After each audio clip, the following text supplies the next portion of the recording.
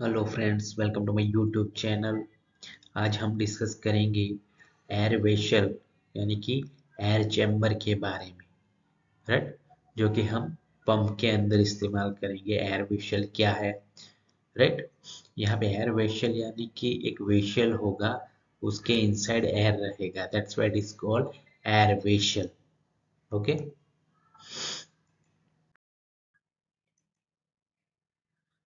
तो यहाँ पे देख सकते हैं आप एयर चैम्बर। तो इसका इस्तेमाल क्यों होता है, तो पहले देखिए। In case of single acting pump, right, यानी कि हम सिंगल एक्टिंग रेसिप्रोकेटिंग पंप के बारे में बात कर रहे हैं। The flow in delivery pipe as well as in suction pipe is not continuous, right. तो यहाँ पे क्या होगा, सिंगल एक्टिंग रेसिप्रोकेटिंग पंप में जो हमारा फ्लो है, राइट, कौन सी पाइप, डिलीवरी पाइप और सक्शन पाइप में, वो हमें कंटिन्यूअस नहीं मिलता है, राइट। तो उसके लिए हम इस एयर चैम्बर का इस्तेमाल करते हैं, जो कि हम नेक्स्ट स्लाइड में उस देखेंगे, राइट, कि इसका यूज़ कैसे होता है। लेकिन एयर चैम्बर का इस्तेमाल किसके लिए होता है, हमें कंटिन्यूअस फ्लो चाहिए इसके लिए, जो कि यहाँ पे सिंगल एक्टिंग पंप के अंदर वो फ्लो हमें कंटिन्यूअस नहीं मिलता है। इन डबल एक्टिंग और मल्टी सिलेंडर पंप, तो उसका ओवरकम करने के लिए हम डबल एक्टिंग और मल्टी सिलेंडर पंप का इस्तेमाल करते हैं। उसमें भी आप देख सकते हो flow is continuous, flow continuous मिलता है, लेकिन उसका जो वेलोसिटी है वो वेरी रहता है suction as well as in delivery pipe में, राइट। तो यहाँ पे एक सिंपल डिफरेंस भी जनरेट हो गया कि सिंगल एक्टिंग पंप के अंदर हमें कंटिन्यूअस फ्लो नहीं मिलता है, कन्फर्म। और डबल एक्टिंग और मल्टी सिलेंडर पंप है, उसमें हमें फ्लो कंटिन्यूअस मिलता है, लेकिन उसका जो वेलोसिटी है वो वेरी रहता है, right, suction and delivery pipe में, राइट। तो ये दोनों का जो प्रॉब्लम्स है, राइट, उसको दूर करने के लिए हम क्या यूज कर रहे हैं, air chamber, right.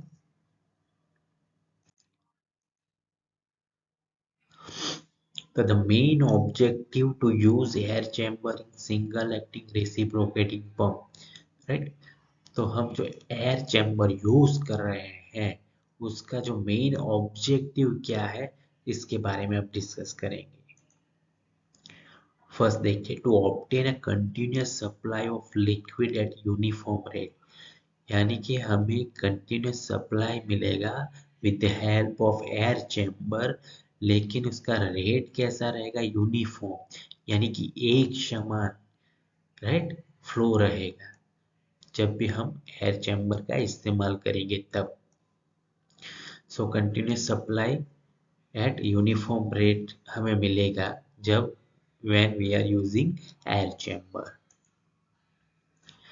To save a considerable amount of work in overcoming the frictional resistance in the suction and delivery pipes, तो यहाँ पे दूसरा उसका ऑब्जेक्टिव हुआ कि जब भी हम पाइप में से जो फ्लो जो है लिक्विड का वो पास कर रहे हैं, राइट, तभी क्या जो फ्रिक्शनल रेजिस्टेंस जनरेट होता है, राइट, किसमें, सक्शन एंड डिलीवरी पाइप में। तो यहाँ पे फ्रिक्शनल रेजिस्टेंस मीन्स व्हाट, कि हम जो पाइप्स है उसमें से फ्लूइड फ्लो कर रहे हैं, राइट। तो फ्लूइड जब फ्लो होता है तो उनके साथ एनर्जी भी वो कैरी करता है, राइट। तो जब भी रेजिस्टेंस क्रिएट होता है, फ्रिक्शनल रेजिस्टेंस, तो उसकी वजह से क्या होता है, हमारा जो फ्लूइड है वो डाइवर्ट होने लगता है, राइट। तो उसी कारण उसका जो एनर्जी है वो एस्केप हो जाता है, यानी कि एनर्जी उधर से निकल जाता है, राइट। तो हम भी जब भी एयर चैम्बर का इस्तेमाल करेंगे, तो ये जो हमारा फ्रिक्शनल रेजिस्टेंस जो जनरेट होता है इसमें सक्शन एंड डिलीवरी पाइप में, वो जनरेट नहीं होगा, राइट। सो उसी की वजह से हम यहाँ पे उसका जो अमाउंट ऑफ वर्क है उसको सेव कर सकते हैं। क्यों, क्योंकि अगर फ्रिक्शनल रेजिस्टेंस ही जनरेट नहीं होगा तो हमारा जो फ्लूइड फ्लो हो रहा है वो बैक नहीं आएगा, बैक नहीं आने के कारण जो उसमें से एनर्जी एस्केप हो रहा है वो नहीं होगा, राइट। सो बैक नहीं हो आने के कारण हमारा जो वर्क है वो सेव हो जाएगा। ओके। थर्ड देख सकते हो, to run the pump at high speed without cavitation और सेपरेशन। सो जब भी हम एयर चैम्बर का इस्तेमाल करेंगे हमारा पंप हाई स्पीड वर्क करेगा विदाउट कैविटेशन। अब कैविटेशन मीन्स व्हाट, हमारा पंप हाई स्पीड ऑपरेट होगा तो उसी वजह से जो बबल्स फॉर्मेशन नहीं होगा। क्यों? क्योंकि पाइप में सिर्फ जो फ्लूइड है हमारा, उसका जो भी फ्लो है वो यूनिफॉर्म होता है, राइट। अगर यूनिफॉर्म होता है तो जो बबल्स है वो जनरेट नहीं होगा। बबल्स के कारण क्या, बबल्स जो भी है हमारे पाइप के जो सरफेस है उस पर स्टिक होता रहता है और उसके वजह से क्या जनरेट होता है, कैविटेशन। कैविटेशन यानी कि कैविटी, राइट, ऐसी खड्डा जैसा हो जाता है पाइप के अंदर, राइट। आपका जो सरफेस है वहां वो नहीं होगा। कब? जब when we are using air chamber. तो ये तीन मेन ऑब्जेक्टिव आपको याद रखना है कि जब भी एयर चैम्बर यूज करेंगे तो हमारा लिक्विड का फ्लो है वो कैसा रहेगा, यूनिफॉर्म रहेगा। जब भी हम एयर चैम्बर का यूज करेंगे फ्रिक्शनल रेजिस्टेंस जनरेट नहीं होगा, उसकी वजह से हमारा जो वर्क है वो सेव हो जाएगा। थर्ड वन क्या है, राइट, कैविटेशन नहीं होगा, उसकी वजह से हमारा पंप जो है हाई स्पीड ऑपरेट करता रहेगा, राइट।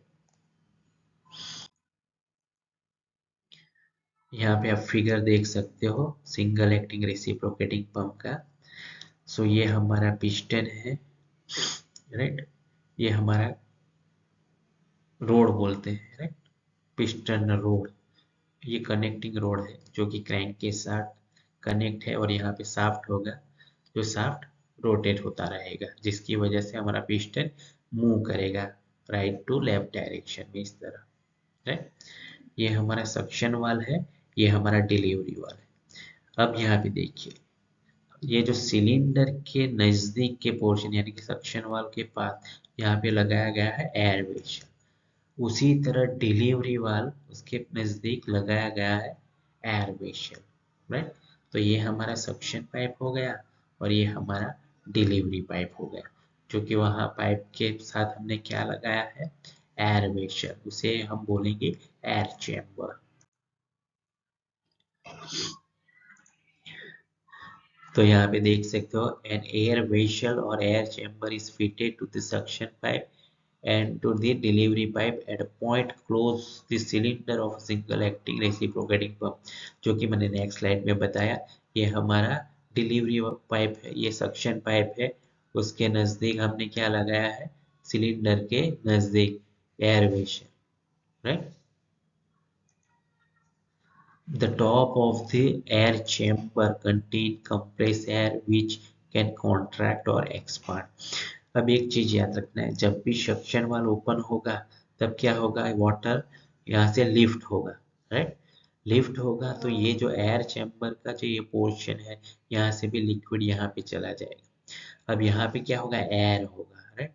तो जब भी लिक्विड यहाँ पे अंदर जाने लगेगा यहाँ पे एयर क्या होगा, कंप्रेस होगा, पता चला, क्योंकि यहाँ पे तो एयर जा रहा है तो यहाँ पे एयर है वो कंप्रेस होने लगेगा, राइट। तो सिंपल, जब भी कंप्रेस होगा, राइट, तो उसके बाद क्या होगा, जब भी ये ओपन हो जाएगा तो ये कंप्रेसर फिर से फोर्स लगाएगा किस पे, वाटर पे, राइट, कहाँ, इस यहाँ से रिलीज होने के लिए, पता चल रहा है। इसी तरह डिलीवरी पाइप में भी वाटर अगर यहाँ पे जाता है तो यहाँ पे जो एयर है वो कैसा है, कंप्रेस हो जाएगा ना, क्योंकि ये लिक्विड का पोर्शन तो बढ़ रहा है तो एयर को कंप्रेस होगा। कंप्रेस होने के कारण क्या होगा, फिर से जो एयर है वो बैकवर्ड डायरेक्शन में पुश करेगा, उसकी वजह से ये लिक्विड यहाँ से निकालने में वो ट्राई करेगा, राइट। तो यहाँ पे वही लिखा है, जो भी एयर चैम्बर है उसमें कंप्रेस्ड एयर होगा। The chamber has an opening at its base through which the liquid may flow into और आउट। जो चैम्बर होगा वो कहाँ पे, उसका जो बेस है वहाँ पे क्या रहेगा, ओपन रहेगा, राइट। वहाँ से लिक्विड फ्लो होगा और आउट होगा। ये चीज याद रखना है।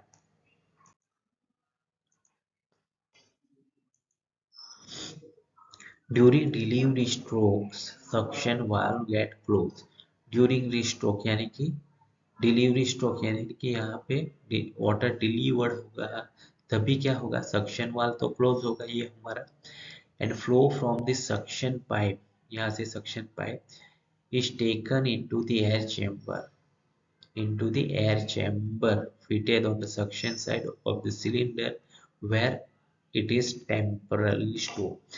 अब वहाँ पे क्या बताया गया है कि जब भी डिलीवरी स्ट्रोक वर्क करेगा, राइट, डिलीवरी स्ट्रोक यानी कि ये वाला वर्क करेगा तभी क्या होगा, सक्शन वाल क्या होगा, क्लोज होगा। उसी दौरान क्या होगा, जो हमारा सक्शन पाइप है उसमें से वाटर कहाँ पे आ जाएगा, ये एयर चैम्बर में, जहाँ पे टेम्पररी वाटर स्टोर होगा, राइट। पता चल रहा है। Similarly during suction stroke delivery वाल इज क्लोज। अब सिमिलरली ड्यूरिंग सक्शन स्ट्रोक यानी कि ये स्ट्रोक जब वर्क करेगा तभी क्या होगा, डिलीवरी वाल is close but the delivery of liquid to the discharge tank is continuous।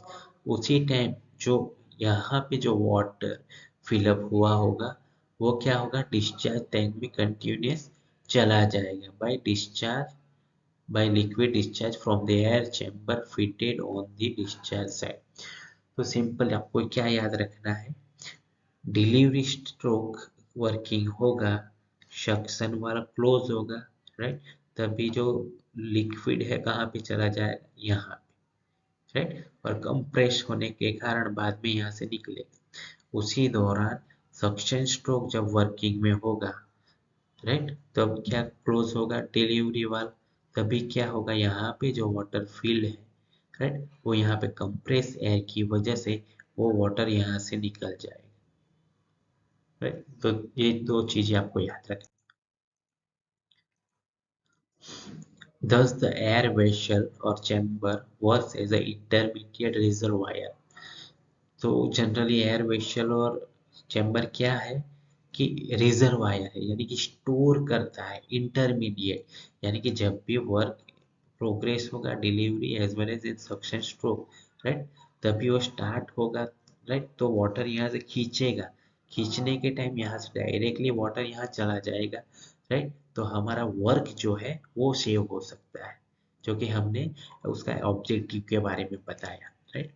तो वही लिखा है, intermediate reservoir maintaining constant discharge by maintaining constant velocity of flow in suction and delivery pipes. यानी कि यहाँ पे कांस्टेंट डिस्चार्ज भी होगा, राइट, यानी कांस्टेंट वेलोसिटी के साथ, ठीक है।